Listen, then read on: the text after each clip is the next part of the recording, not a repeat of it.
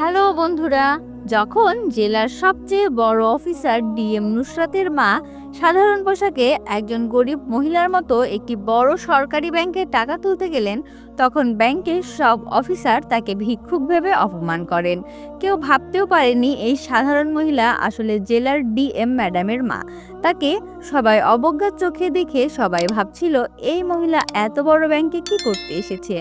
এমন সময় মহিলা ধীরে ধীরে কাউন্টারের দিকে এগিয়ে যান। কাউন্টারে কল্পনা নামে একজন নিরাপত্তা প্রহরী বসেছিল। বয়স্ক মহিলা কল্পনাকে বললেন, বেটি, আমাকে ব্যাংক থেকে টাকা তুলতে হবে, এই যে চেক। কল্পনা চেক না দেখেই মহিলাকে বলতে শুরু করে, তোমার এত সাহস কি করে হলো ব্যাংকে আসার? এই ব্যাংক তোমার মতো লোকেদের জন্য নয়, ভিখারি। কেন এসেছো? এই ব্যাংক বড় লোকদের, এখানে বড় বড় লোকেদের অ্যাকাউন্ট আছে। তোমার মতো মহিলার তো এমন ব্যাংকে অ্যাকাউন্ট খোলার ক্ষমতাই নেই। বেরিয়ে যাও এখান থেকে, নইলে মেরে তাড়াবো। মহিলা বললেন, বেটি, তুমি আগে চেকটা তো দেখো, আমাকে 5 লাখ টাকা নগদ তুলতে হবে। এটা শুনে কল্পনা রেগে গেল। এটা কোনো মজার জায়গা নয়। তুমি কি ভাবছো তুমি যা বলবে আমি তাই মেনে নেব? তোমার মতো মহিলার এমন ক্ষমতা নেই। আর কি বললে? 5 লাখ? জীবনে কখনো এত টাকা দেখেছো? তাড়াতাড়ি এখান থেকে চলে যাও, নইলে ধাক্কা দিয়ে বের করে দেব। ঠিক তখন ব্যাংক ম্যানেজার তার কেবিন থেকে বাইরে উকি দিয়ে জিজ্ঞাসা করলো, কে এত হট্টগোল করছে?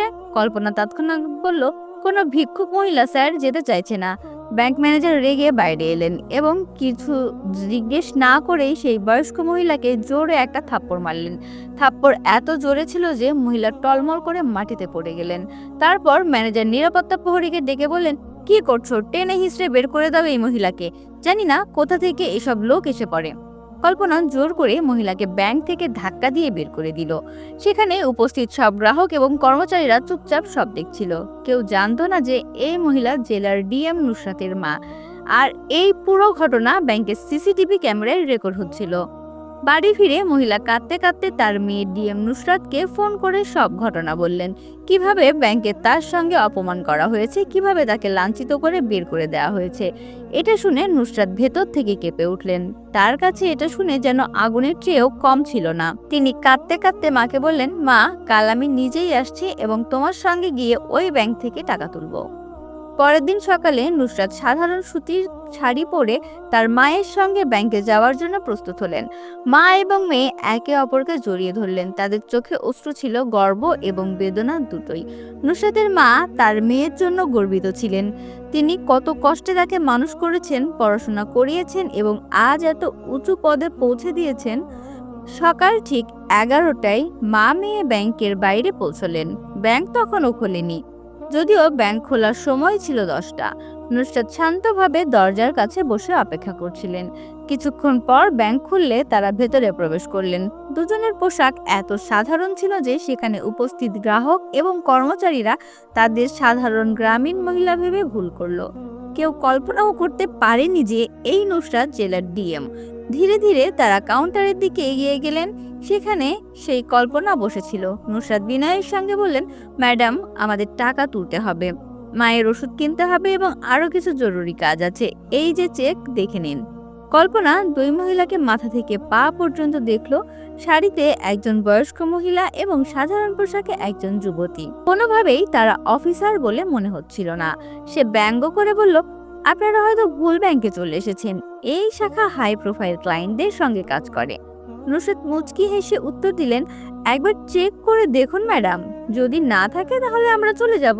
কল্পনা অনিচ্ছায় খামটা নিল এবং বলল, একটু সময় লাগবে, ওয়েটিং চেয়ারে বসুন। নুসরাত মায়ের হাত ধরে একটা কোণে খালি চেয়ারে বসে পড়লেন। তিনি মাকে পানি দিলেন এবং নিজেও শান্তভাবে বসে রইলেন। ব্যাংকে উপস্থিত লোকজন তাদের দিকে তাকাচ্ছিল। এখানে সাধারণ ধনী ব্যবসায়ী, অফিসার এবং প্রভাবশালী লোকজন আসতেন, দামি গাড়ি এবং চকচকে পোশাকে। তাই সাধারণ পোশাকে বসে থাকা মা মেয়েকে সবাই অদ্ভুত মনে করছিল। চারদিকে ফিসফাস শুরু হয়ে গেল। কোন গ্রাম থেকে এসেছে? পেনশনের জন্য এসেছে হয়তো। এখানে এদের অ্যাকাউন্ট থাকার কথা নয়। নুসরাত সব শুনছিল কিন্তু শান্ত থাকলেন। তার মা একটু অস্বস্তিতে ছিলেন, কিন্তু মেয়ের ধৈর্য দেখে তিনি নিজেকে সামলে নিলেন। কিছুক্ষণ পর নুসরাত কল্পনাকে বললেন, যদি আপনারা ব্যস্ত থাকেন তাহলে দয়া করে ম্যানেজারের সঙ্গে দেখা করিয়ে দিন, আমার জরুরি কথা আছে। কল্পনা বিরক্ত হয়ে ফোন তুললেন, ম্যানেজারের কেবিনে কল করলেন। স্যার, একজন মহিলা এসেছেন, বলছেন আপনার সঙ্গে দেখা করতে চান, পাঠিয়ে দেব? ম্যানেজার কাজ দিয়ে উঁকি মেরে দেখলেন সাধারণ পোশাকে একজন মহিলা তার মায়ের সঙ্গে বসে আছেন। অফিসার বলে, মোটেও মনে হচ্ছে না। তিনি ঠান্ডা স্বরে বললেন, আমার কাছে ফালতু লোকেদের জন্য সময় নেই, সব বসে থাকতে বলে দাও। কল্পনা বলল, আপনি ওয়েটিং চেয়ারে বসুন, স্যার একটু ফ্রি হবেন। নুসরাত কিছু বললেন না, শুধু মায়ের হাত শান্তভাবে ধরে রইলেন, একজন অফিসারের মর্যাদা এবং একজন মেয়ের ধৈর্য নিয়ে। নুসরাত যখন পুরোপুরি শান্ত এবং সংযমী ছিলেন, কিন্তু মায়ের অস্থিরতা এবং লোকজনের ফিসফাস দেখে তিনি মায়ের হাত চেপে ধরে বললেন, মা, মনে হচ্ছে এদের কিছু যায় আসে না, এখন আমাকেই কিছু একটা করতে হবে। তিনি ধীরে ধীরে উঠলেন, শাড়ির আঁচল ঠিক করলেন এবং সোজা ম্যানেজারের কেবিনের দিকে এগিয়ে গেলেন। ম্যানেজার, যিনি তখনও কাঁচের পেছন থেকে তাদের ওপর নজর রাখছিলেন, ঘাবড়ে গেলেন। তিনি তাড়াতাড়ি বাইরে এসে নুসরাতের পথ আটকে বললেন, হ্যাঁ বলুন, কি কাজ? নুসরাত সেই খামটা এগিয়ে দিয়ে বললেন, আমাকে টাকা তুলতে হবে, আমার মায়ের ওষুধ কিনতে হবে, আরো অনেক কাজ আছে, এই যে চেক, দেখে নিন। ম্যানেজার খাম না নিয়েই বিরক্তির সঙ্গে বললেন, যখন অ্যাকাউন্টে টাকা থাকে না তখন ট্রানজাকশন কিভাবে হবে? তোমাকে দেখে মনে হয় না যে তোমার অ্যাকাউন্টে টাকা থাকবে, বড় এসেছো টাকা তুলতে। নুসরাত তখনও খুব শান্তভাবে উত্তর দিলেন, যদি আপনি একবার চেক করে নিতেন তাহলে ভালো হতো, এভাবে অনুমান করা ঠিক নয়। ম্যানেজার এবার খোলাখুলি হাসতে লাগলেন, ভাই, আমার এত অভিজ্ঞতা আছে যে মুখ দেখে বুঝে যায় কার কাছে কি আছে। রোজ তোমার মতো লোক আসে, আর তোমার অ্যাকাউন্টে কিছু থাকবে? আমার তো মনে হয় না। এখন আর ভিড় করো না, দেখো সবাই তোমাকেই দেখছে, পরিবেশ খারাপ হচ্ছে, ভালো হবে যদি এখন চলে যাও। নুসরাতের মুখ তখনও স্থির ছিল, কিন্তু তার চোখে একটা হালকা চমক ছিল। শান্তির জায়গায় তখন কঠোরতা নেমে এলো। তিনি কিছু না বলে খামটা টেবিলে রেখে ধীর কণ্ঠস্বরে বললেন, ঠিক আছে যাচ্ছি, তবে একটা অনুরোধ, এই খামে যে তথ্য আছে একবার অবশ্যই পড়ে দেখবেন, হয়তো আপনার কাজে আসবে। এইটুকু বলে তিনি মায়ের হাত ধরে মুখ ফিরিয়ে দরজার দিকে এগিয়ে গেলেন। কিন্তু দরজায় পৌঁছে তিনি ফিরে তাকালেন এবং গভীর দৃষ্টিতে বললেন, বেটা, এই আচরণের পরিণাম তোমাকে ভোগ করতে হবে, সময় সব বুঝিয়ে দেবে। পুরো ব্যাংক কয়েক মুহূর্তের জন্য নীরবতায় ডুবে গেল। কোনো শব্দ নেই, কোনো রাগ নেই, শুধু মর্যাদায় মোড়া একটা সতর্কবাণী, যা কোনো ঝড়ের চেয়ে কম ছিল না। ম্যানেজার এক মুহূর্তের জন্য থমকে গেলেন, তারপর বারবার করে বললেন, বুড়ো বয়সের লোকে যা তা বলে, যাক যেতে দাও, এবং ফিরে গিয়ে তার চেয়ারে বসে পড়লেন। তার সামনে সেই খামটা তখনও পড়েছিল, অপঠিত, উপেক্ষিত। তিনি জানতেন না যে সেই খামে এমন একটা সত্য লুকিয়ে আছে যা তার জগৎ উল্টে দেবে। পরের দিন ব্যাংকের একই রুটিন শুরু হলো। ক্লার্ক তার কাজে, ক্যাশিয়ার তার গণনায়, আর ম্যানেজার তার পুরনো অহংকারে। কিন্তু এবার একটা পার্থক্য ছিল, সেই বয়স্ক মহিলা যার সঙ্গে একদিন আগে অপমানের সব সীমা পার করা হয়েছিল, তিনি আবার সেই ব্যাংকে প্রবেশ করলেন। তবে এবার তিনি একা ছিলেন না, তার সঙ্গে ছিলেন একজন তেজি অফিসার, যিনি স্যুট বুট চকচক করছিলেন। তার হাতে ছিল একটা ঝকঝকে ব্রিফকেস। তাদের প্রবেশের সঙ্গে সঙ্গে পুরো ব্যাংকের দৃষ্টি সেই দিকে স্থির হয়ে গেল। মহিলা কাউকে না দেখে সোজা ম্যানেজারের কেবিনের দিকে এগিয়ে গেলেন। ম্যানেজার প্রথমে তাকে চিনতে পারলেন না, কিন্তু যতই তিনি কাছে এলেন তার মুখ পরিষ্কার হয়ে উঠল। সেই মহিলা যার ফাইল তিনি গতকাল ফিরিয়ে দিয়েছিলেন, যার শাড়ির ওপরে তিনি হেসেছিলেন, যাকে তিনি বলেছিলেন তোমাদের মতো গ্রাহক চাই না, এবং বের করে দিয়েছিলেন। এখন তার মুখে ভয়ের ছায়া পড়তে শুরু করলো। ঘাবড়ে গিয়ে তিনি নিজেই কেবিন থেকে বেরিয়ে এলেন। মহিলার মুখে তখন আত্মবিশ্বাস এবং মর্যাদার দীপ্তি ছিল। তিনি থামলেন না, সোজা ম্যানেজারের সামনে দাঁড়িয়ে তীক্ষ্ণ স্বরে বললেন, ম্যানেজার সাহেব, আমি গতকাল বলেছিলাম যে আপনার আচরণের পরিণাম ভুগতে হবে। আপনি শুধু আমাকে নয়, আমার মতো হাজারো সাধারণ নাগরিককে তাচ্ছিল্য করার চেষ্টা করেছেন। এখন সময় এসেছে শাস্তি ভোগের। ম্যানেজার হতভম্ব হয়ে বললেন, আপনি কে? আমাকে শেখাতে এসেছেন? এটা আপনার বাড়ি নয়, এটা ব্যাংক, আর আপনি এখানে আমার কি করতে পারেন? মহিলা তার কথার মাঝে থামিয়ে মুচকি হাসলেন, তারপর তার সঙ্গে আসা অফিসারের দিকে ইশারা করে বললেন, ইনি আমার আইনি উপদেষ্টা, আর আমি নুসরাত, এই জেলার প্রশাসক, ডিএম, এবং এই ব্যাংকের 8% শেয়ার হোল্ডার। আর এই আমার মা, যার সঙ্গে আপনারা খুব খারাপ ব্যবহার করেছেন। এই মুহূর্তের জন্য পুরো ব্যাংকের নিস্তব্ধতা ছেয়ে গেল। সব কর্মচারী, গ্রাহক, এমনকি দরজার সামনে দাঁড়ানো নিরাপত্তা প্রহরীরাও হতবাক হয়ে গেল।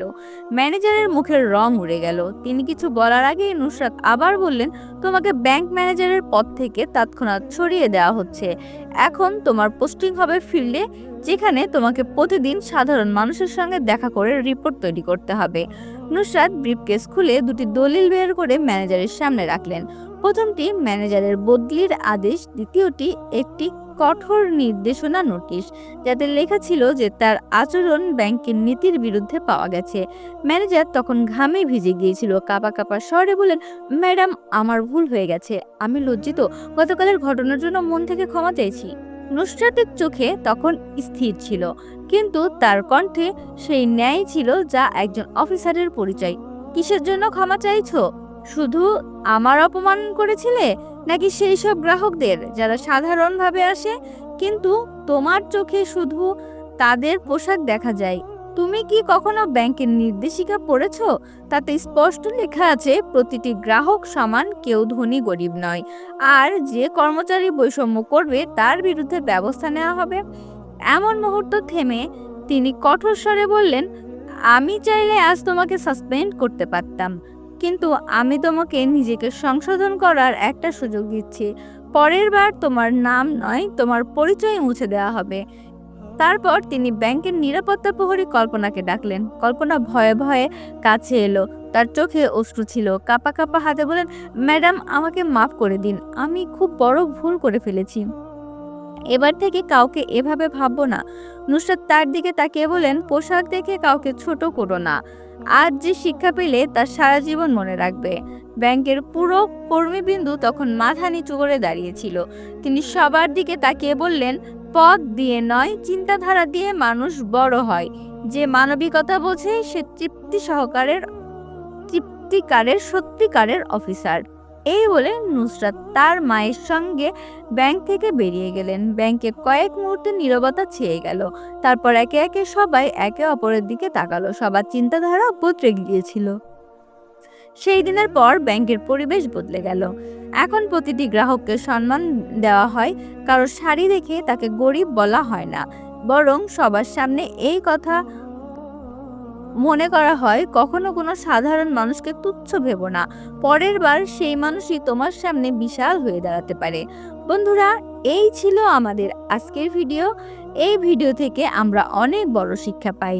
আমাদের দেশে প্রায়ই দেখা যায় যে মানুষ অন্যদের পোশাক, অবস্থা এবং পরিস্থিতি দিয়ে বিচার করে, কিন্তু এই গল্প আমাদের শেখায় যে কাউকে তার পোশাক বা সাধারণতার জন্য কখনো কম মনে করো না। হয়তো সেই মানুষ তোমার চেয়ে অনেক উঁচু পদে আছে বা অনেক বেশি সম্মানের অধিকারী। প্রতিটি মানুষকে সমান সম্মান দেওয়া উচিত, গরিব হোক বা ধনী হোক। প্রত্যেকের সঙ্গে মানবিকতার সঙ্গে ব্যবহার করে আসল মানবিকতা। এটাই আমাদের সংস্কৃতি, এটাই আমাদের ঐতিহ্য। বন্ধুরা, আজকের গল্পটি এখানেই শেষ। অনেকেই নিয়মিত আমাদের ভিডিও দেখেন কিন্তু এখনো সাবস্ক্রাইব করেননি।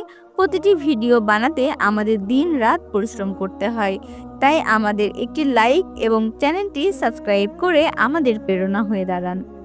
তাই দয়া করে চ্যানেলটি সাবস্ক্রাইব করুন।